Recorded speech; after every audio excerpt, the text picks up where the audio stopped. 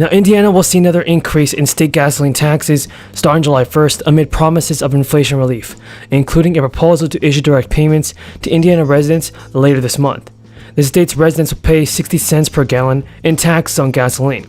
This is another jump from June's record high 60 cents per gallon tax. And fuel costs were expected to continue to rise in July, and the gas tax increase emerged along calls from Indiana Democrats since March to suspend the tax to aid residents feeling the worst inflation in 40 years. Governors everybody are taking big action to help Americans that are experiencing financial situations and difficulties right now.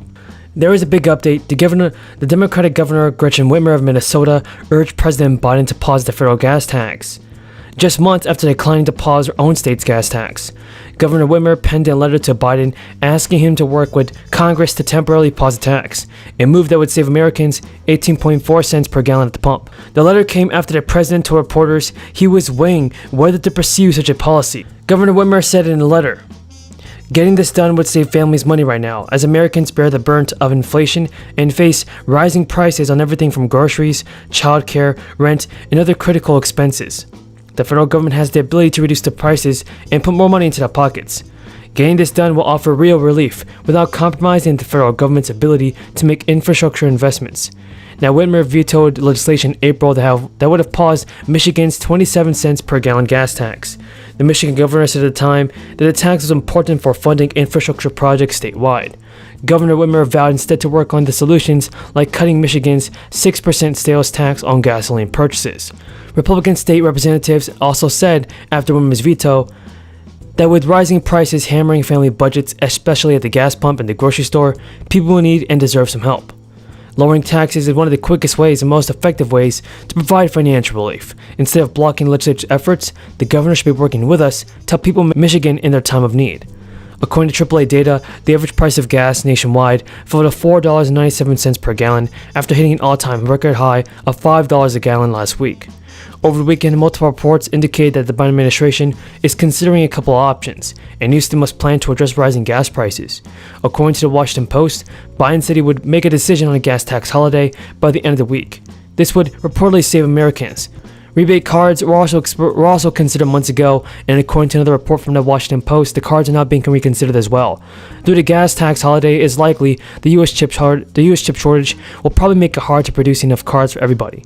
The IRS says it is climbing out from the unprecedented stack of tax returns that piled up after the agency had to scale back its operations and close facilities in 2020. Following the onset of the crisis, the agency announced that by the end of the week, it would have cleared all original individual tax returns that were filed in 2021 and that did not contain any major mistakes. In getting through the 2021 backlog of around 8 million returns, the agency said it hit a new milestone in getting back to business as usual. And there's still a lot of catch-up work to be done. 3.6%. 3.6. You also said, quote, when unemployment went way up, you didn't see inflation go way down. So you don't see inflation reacting to unemployment the way it does because inflation seems very anchored. Again, that was at that time. Chair Powell, would you say that some, briefly yes or no, but would you say that some of the contributing factors to today's inflation include ongoing supply chain issues, including volatility of commodity prices as a result of the ongoing conflict in Ukraine, and companies also raising prices because they can?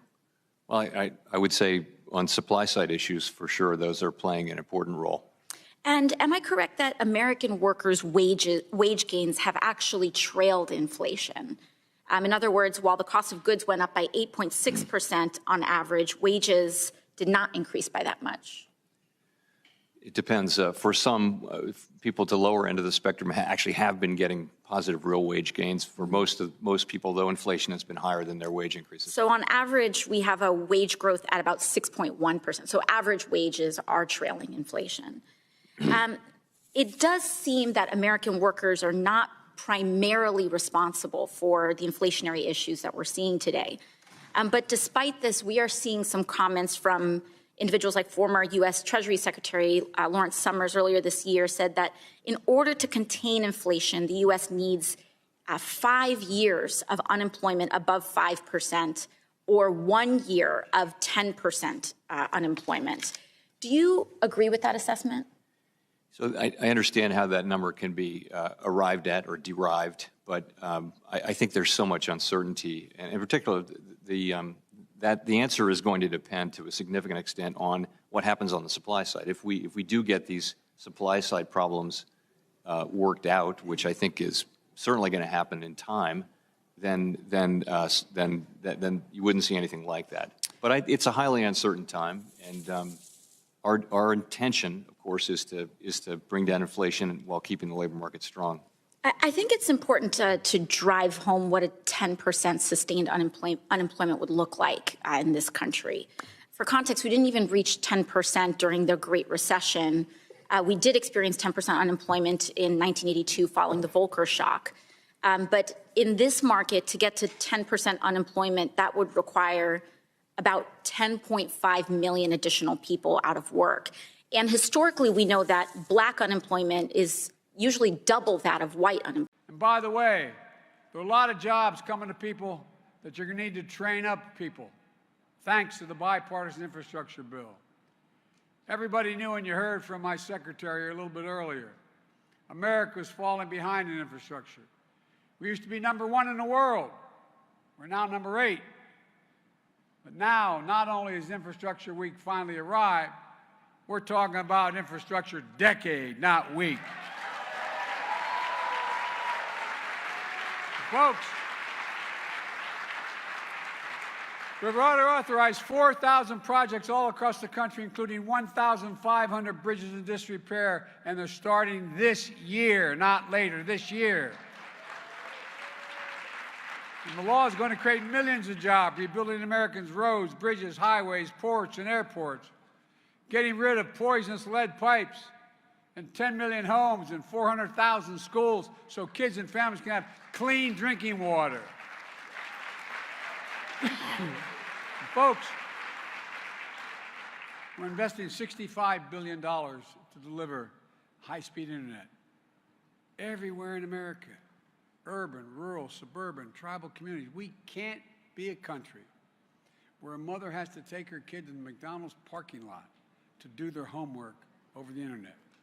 This is the United States of America, for God's sake. And folks, the law is going to put an end to that, obviously, and it's only the beginning.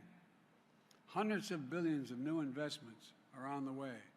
Today, Secretary Buttigieg announced $409 million in new grants, 70 new projects, 39 states, just the beginning. Electric buses to make bus service safer, more reliable, and environmentally sound. Helping folks in big cities, small towns get to work and get to school. Projects like a new $15 million